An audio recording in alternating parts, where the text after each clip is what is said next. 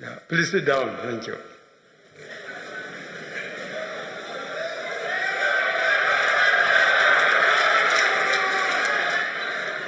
Your Excellency, the Vice President,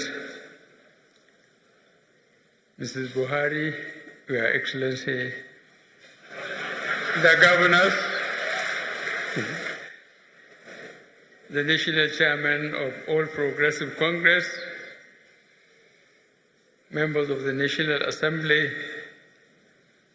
members of the Federal Executive Council, party members, senior government officials, captains of industry, distinguished ladies and gentlemen.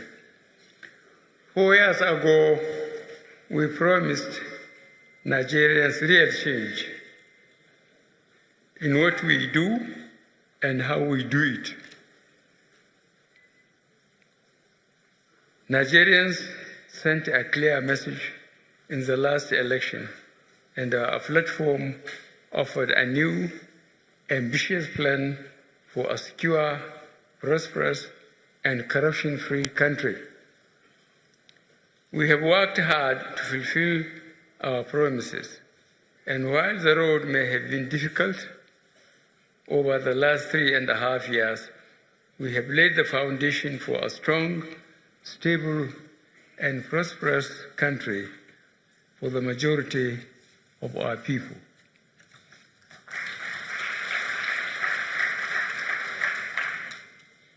Foundational work is not often visible, neither is it glamorous, but it is vital to achieving the kind of country we desire. Judging by the depth of decay, deterioration, and despair that Nigeria has sunk into, we are certain that these past few years have put us in good stead to press on the next level of building an even stronger nation for our people. First things had to come first. We were a nation at war, but we delivered on our commitment to secure the territorial integrity of our nation in the face of a raging insurgency that devastated many parts of the Northeast. We liberated 17 local government areas from the grip of insurgency. Brokering and sustaining peace in the Niger Delta has also been crucial to stabilizing the polity. Despite the difficult circumstances presented by weak oil prices and reduced oil production, we delivered on our commitment to make public investments to spur economic growth, job creation, and broad-based prosperity.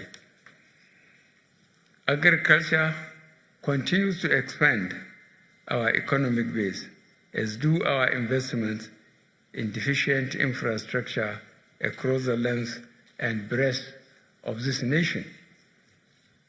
We implemented a responsible and transparent fiscal plan for the challenging economic times that saw us doing more even with lesser oil revenues.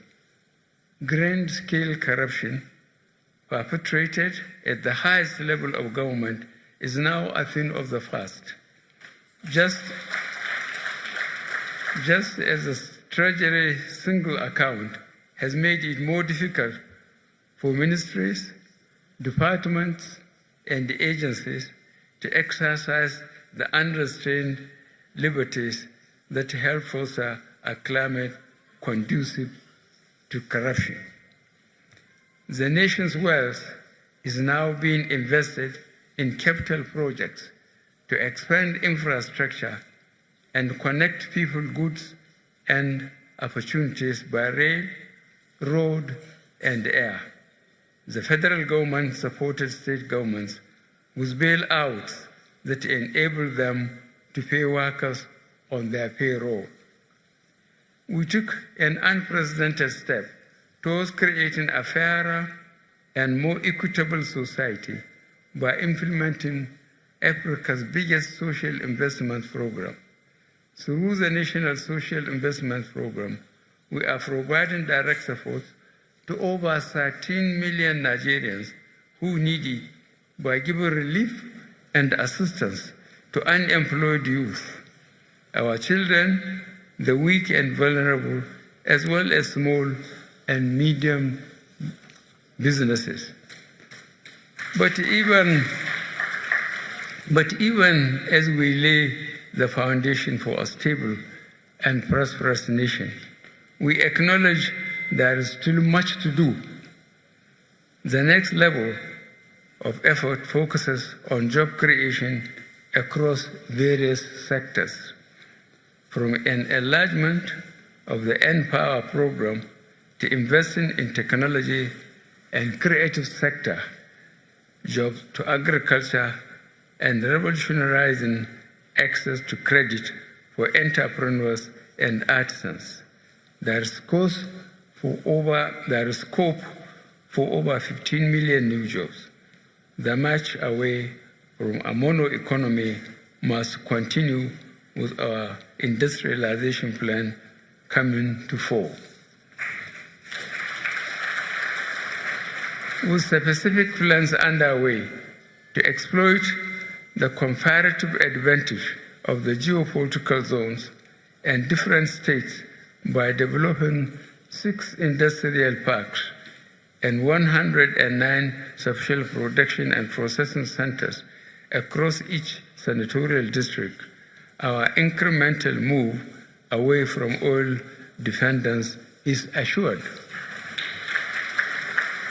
In addition, our development of the special economic zones will quickly concretize our Made in Nigeria for Export plan. To sustain food production and value addition, our mechanization policy for agriculture will make tractors and processors easily accessible and available for farmers across Nigeria. We will continue a wide-scale training policy, prioritizing technology to reach the demography of young people within the productive sector on a massive scale, even as we create jobs and growth within our economy. We believe that our people who are still in poverty have a different way out and up through our expanded National Social Investment Program. We believe we can implement the painstaking and comprehensive policy and work we have done to bring an end to the perennial conflict between farmers and herders, a conflict which is heightened by a struggle for land, water, and pasture, and the effects of climate change, and every now and then opportunistic and cynical manipulation by political actors. We are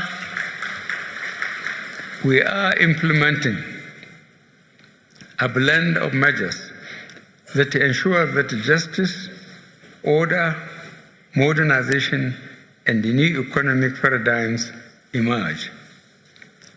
Perhaps our biggest ambition yet is the overhaul of our education sector. Every child counts, and simply whatever it takes to prepare our teachers, curriculum, and classrooms to attain the right educational goals that grow our country will be done. We will remodel 10,000 schools every year and retain our teachers to impart science, technology, engineering, art, and mathematics using coding, animation, robotics, and re-imprint our curriculum. Excuse me.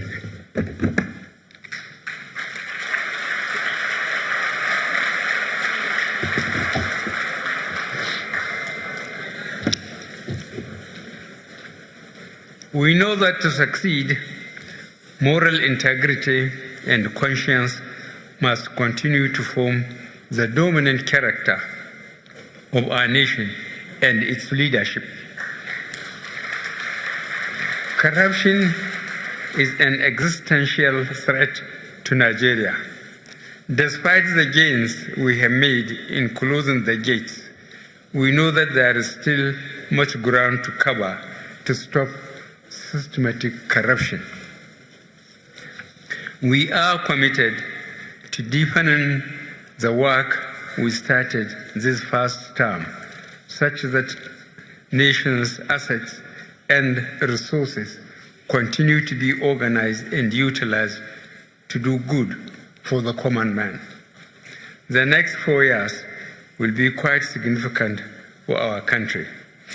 Nigeria is faced with a choice: to keep on building a new Nigeria or to go back to its tainted past, which favored only an opportunities to few. Our choices will surely shape us, defining clearly our economic security and our future prosperity. Nigeria, more than ever before, needs a stable and people-focused government to move the development of our country forward. Join us on this journey to the next level of a prosperous, strong, and stable Nigeria.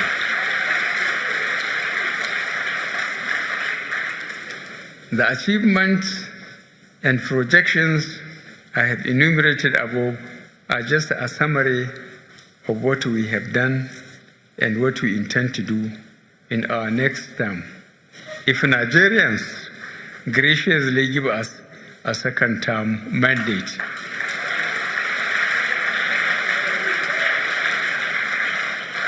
A lot of more of the details are contained in the 2 documents that I have here with me, which I will present shortly.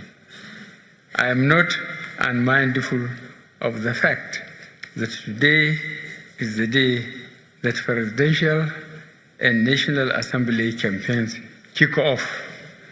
I urge all candidates and supporters of all political parties to go about the campaigns peacefully and decently.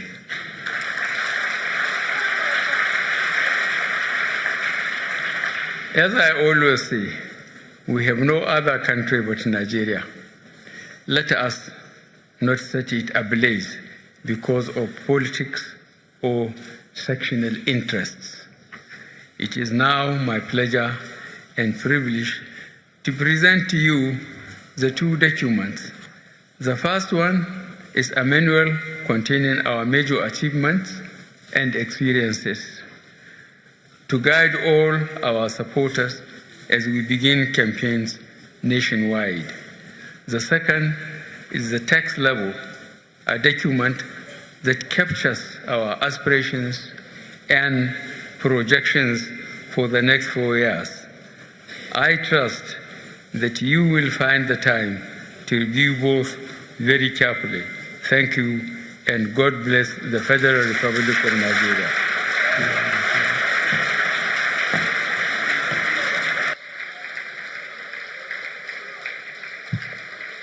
Your